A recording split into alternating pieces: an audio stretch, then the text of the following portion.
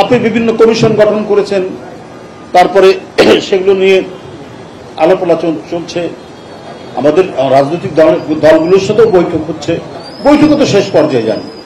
কিন্তু এই ডিসেম্বর জুনের এক ধরনের দোলনার মধ্যে কেন দুলছে বাংলাদেশের নির্বাচনী ওয়াদা? সরকারের নির্বাচনী ওয়াদা ডিসেম্বর আর জানুয়ারির মধ্যে এই যে পেন্ডুলামের মতো দোল খাচ্ছে, কেন? দেশ যে একেবারে মানে সোনার সোহাগা হয়ে গেছে, মানুষের বাড়িতে বাড়িতে ওয়াসা পানির বদলে সেখানে দুধ বয়ে যাচ্ছে, এমন তো নয়। এমন কি হয়েছে? তা তো হয়নি। ৬০ লক্ষ মামলা আমাদের নেতা কর্মীদের নামে।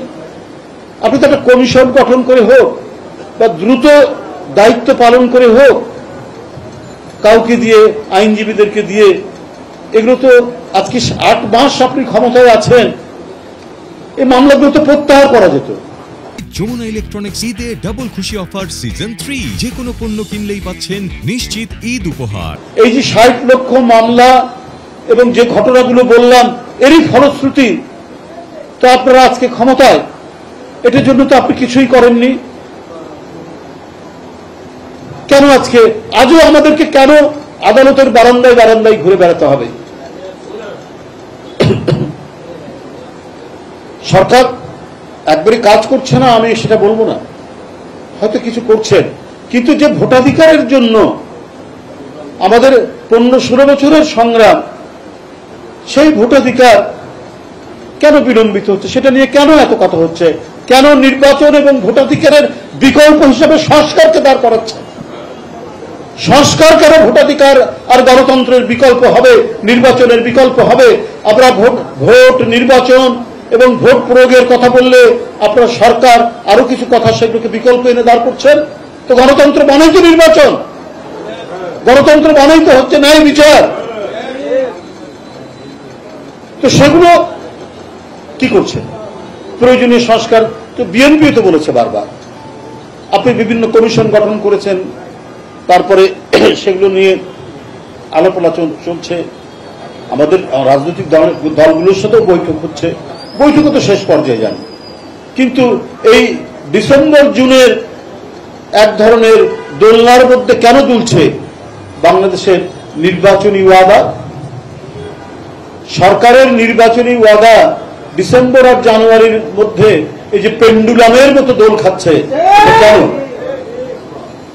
এটা তো অন্তর্বর্তীকালীন সরকারকে তো এটা তো জবাব দেওয়া দরকার। দেশ যে একেবারে মানে সোনার সোহাগা হয়ে গেছে, মানুষের বাড়িতে বাড়িতে ওয়াসা পানির বদলে সেখানে দুধ বয়ে যাচ্ছে, এমন তো নয়। এমন কি হয়েছে? তা তো হয়নি। অনেক জিনিস অনেক দাম দিয়ে কিনতে হচ্ছে। দুর্নীতি যে একেবারে মুক্ত হচ্ছে তা নয়।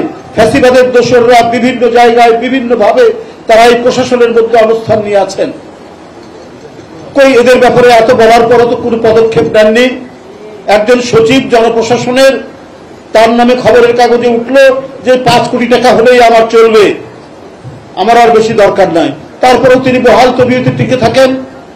এবং আমরা জানতে পারি যে বিএনপির সাথে সম্পর্কযুক্ত বা বিএনপির পরিবারের যদি কেউ প্রশাসনের কোথাও থাকে, তাকে কোনো গুরুত্বপূর্ণ জায়গায় তাকে বসানো হয় না, বা এর মধ্যে দিলে পরেও তাকে সরিয়ে দেওয়া হয়। তার মানে কোনো একটা এজেন্ডা এবং পরিকল্পিত নকশার মধ্যে দিয়ে কে সরকার চলছে? এটাই তো আজকে মানুষের কাছে সবচেয়ে বড় প্রশ্ন। এই কারণেই তো আজকে এত ধোঁয়াশা তৈরি হচ্ছে। সুতরাং জনগণের সাথে ছড়াকলা করলে এটা কিন্তু এর প্রতিক্রিয়া ভালো হয় না। এটা কখনোই ভালো প্রতিক্রিয়া হতে পারে না। দেশকে এমন খুব ভালো চলছে, আজকে পলিটেকনিকের ছেলেরা রেল লাইন অবরোধ করছে, আমরা এর আগে কখনো শুনিনি।